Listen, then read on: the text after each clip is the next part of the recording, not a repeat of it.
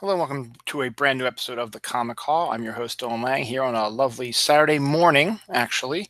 I've got a little bit of time now. I'm going to do this. I was going to try to do it last night, but things got away from me last night. So I decided I figured I'd do it early this morning, try to get you guys out to the comic book store because there is a major controversy going on in the world of comics right now that if you want to get a part of it and maybe possibly anticipate maybe a high-paying item, we'll talk about that right now. But first, this is this week's haul. Right here. This week's haul is right here.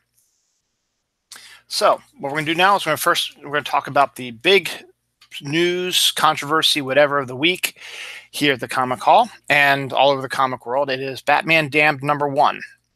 This is the first of the DC Black Label books, which is a series that's going to be more grown-up oriented superhero stories outside of continuity where writers and artists can go crazy. There's a whole bunch of them listed so far. There's a Wonder Woman one, there's a bunch of Batman ones, a whole bunch of other interesting Superman one as well. So there's a whole bunch of them that are going to be coming out over the next few months. This is the first one. It's written by Brian Azzarello and art by Lee Bermejo. But this is the big controversy right here, is this one. Well, first and foremost, I'm not sure if I would like the big format. It's bigger than a normal size comic. And so it's going to be a little bit harder to bag and board. But in this case, it's for the artwork's sake, which is Lee Bermejo doing his artwork. So this is what the interiors are going to look like. Now, what's controversial about it, and you may have heard stuff about it, is the notorious BatDong scene. Just to say it, nicely. I'm turning the page right now, but I'm not going to show you because. Anyway, this is the page before the BatDong controversy. Basically, what's going on is Lee Bermejo is drawing Batman naked as he finishes his stuff for the day. He's finished his stuff for the day. This isn't it, but I'll just show you a little bit aspect of it. He's finished his work for the day as Batman. So he enters the Batcave and strips completely naked as he walks through the Batcave. And in one of the panels, which I'm not going to show you, you can see a little picture of the BatDong. Now, it's in shadow. So unless you're really, really going, oh, there it is, I'm looking right at it right now, you might not really even see it. But it's a big enough controversy that people have seen Batman's dong, as it were, that DC has decided that any further printings of this book, either be it trade paperbacks, second printings, or whatever, will have more of a censor over it, which I'm going to discuss this a little bit more on my other show, Dylan Knows, tonight or tomorrow. I don't know exactly when the time frame is. But I wanted to let you know about this because not only is it, I wasn't originally going to get it because I'm not a big Joker fan, but as I'm starting to look through the other stuff, you've got some Zatanna and some Deadman and some other really creepy stuff. The artwork looks really good. And it's Brian Azzarello. Constantine's in it as well. But the main reason why you might want to buy this is because the BatDong is still in the first printings. So if you maybe want to get a potentially interesting book that could be worth something, I am not saying it's going to be worth millions of dollars, but it could be worth a little bit more than one that's censored.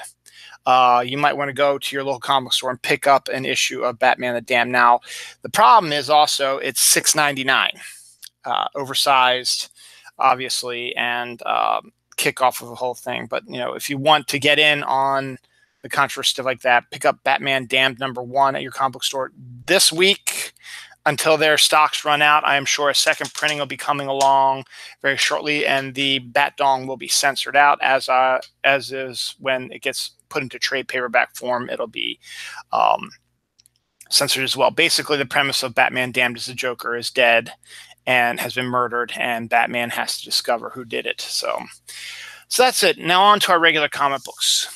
So as an added incentive this weekend, go to your comic book store, pick up Batman Damned #1, the first printing, and you'll get some BatDong if you're into that kind of stuff. If you just want to wait, then wait, that's fine. But it might be potentially worth something down the line. Next up, we have Mr. Miracle #11. So the Mr. Miracle series is almost over. This is the variant cover. I love this cover. That's why I picked it up. It's written by Tom King with art by Mitch Gerads. And it's been a very impressive series. Every page has been a 9-panel outlay.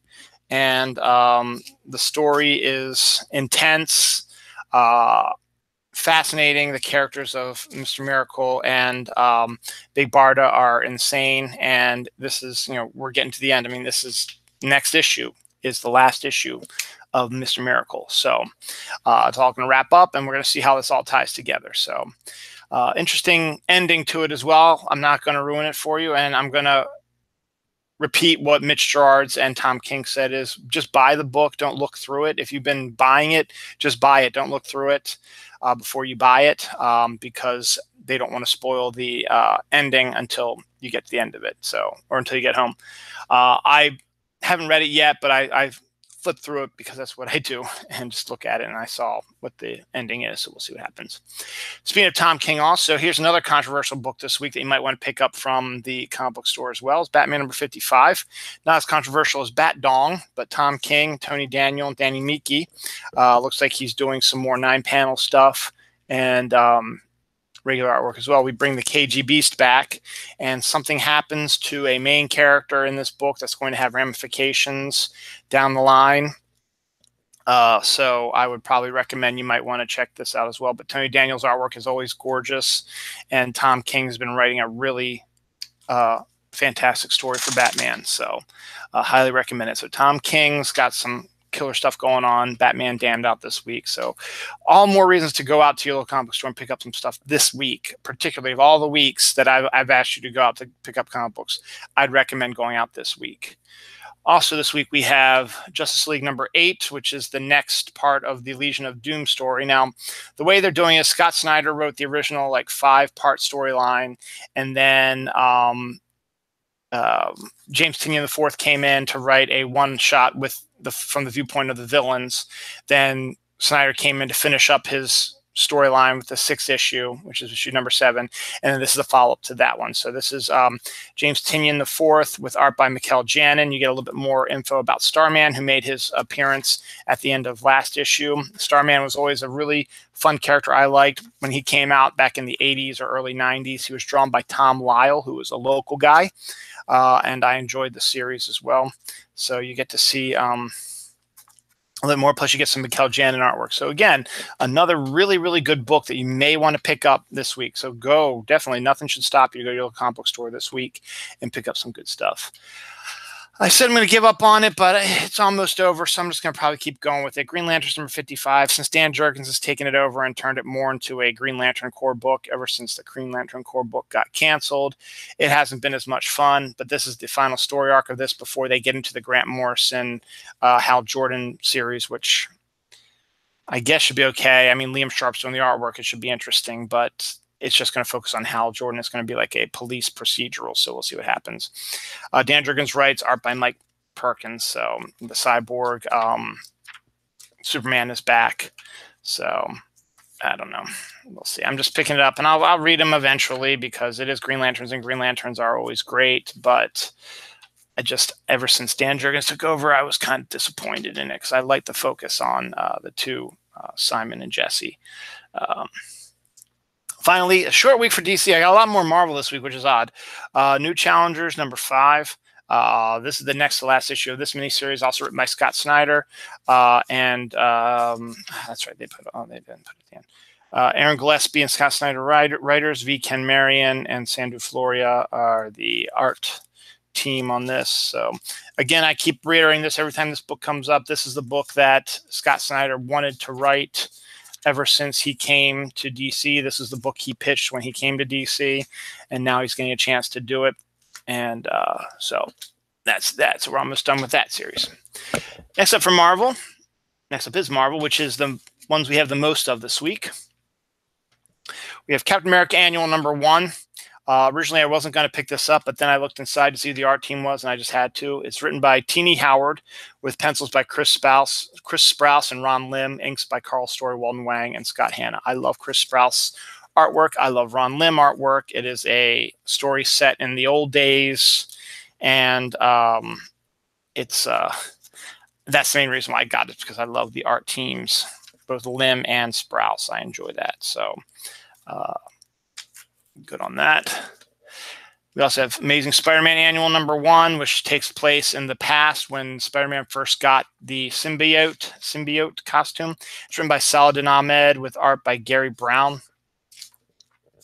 So this is a story that takes place in the past when he's still dating Black Cat, and the symbiote is still a presence. So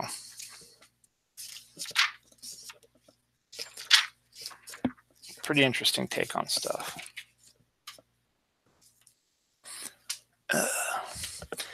Next up, we have Doctor Strange #5, continuing his adventures in outer space as he learns space magic. It's written by Mark Waid with art by Jesus Saez. The art has been phenomenal, and you actually also get a brand new costume for Doctor Strange. Let's see if we can get a good picture of it. Yep, there it is, right there at the bottom. There's Doctor Strange's new costume, so to reflect his new outer space magic. So it's been a pretty interesting series so far. Artwork is gorgeous. Mark Waid, always a pleasure to read his stuff. I love this cover. That's why I got it. It's Joe Quesada's version of Captain Marvel. This is The Life of Captain Marvel #3 is out this week as well. The Captain Marvel trailer came out this week as well. I'll be talking about that on my Dylan No show also, but this is the continuing kind of like the Captain Marvel Year 1. It's written by Margaret Stoll, with pencils by Carlos Pacheco and Rafael Fontieres in the present day. And then in the flashbacks, Marguerite Sauvage is the artist on that. So another good creative team and a great Joe Quesada cover. As well, and Captain Marvel is her first trailer came out, so that's getting a lot of people excited. So again, you saw the first trailer of Captain Marvel. If you enjoyed it, go to the comic book store. Issues 1 and 2 of The Life of Captain Marvel might still be available. Go ahead and pick that up, as well as the new issue #3, and you'll get yourself caught up. So it is a great weekend to go comic book shopping. Edge of Spider-Geddon #3. We're getting close to the beginning of this storyline. This one is set up to introduce some of the new Spider-Man characters that are coming in to the Spider-Geddon storyline. This one's written by Jason Latour with art by Tonsi Zonjic and Bram Revel. So this is Uncle Ben Spider-Man, who I think was introduced in the previous Spider-Verse storyline. So we'll see. But it's always good to see alternate versions of Spider-Man, since I'm a big Spider-Man fan, and so I'm going to be picking up Spider-Geddon probably as well. West Coast Avengers #2. Tiger was a main member of that. Kelly Thompson, Stephen Caselli. You got Hawkeye, both Hawkeyes. You got America.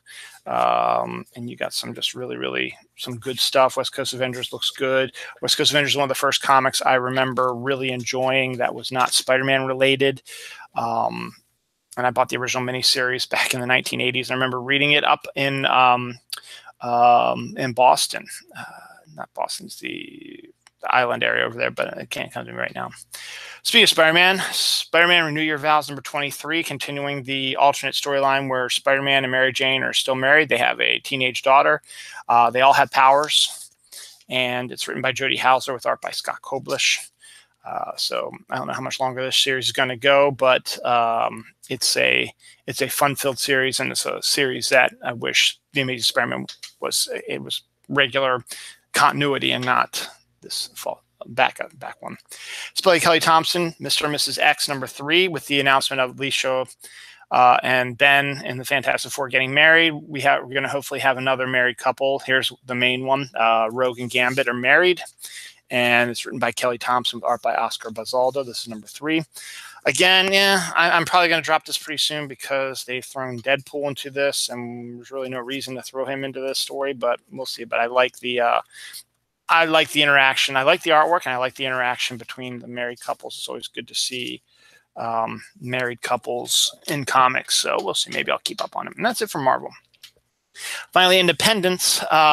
Speaking of BatDong, Dick Tracy #1 is out now. I was a little disappointed about this. I mean, I'm not disappointed. I bought it, but when I first got it, when it was first announced, I thought Mike Allred was going to do the artwork also, and I thought that would be freaking insane to see Mike Allred artwork for Dick Tracy.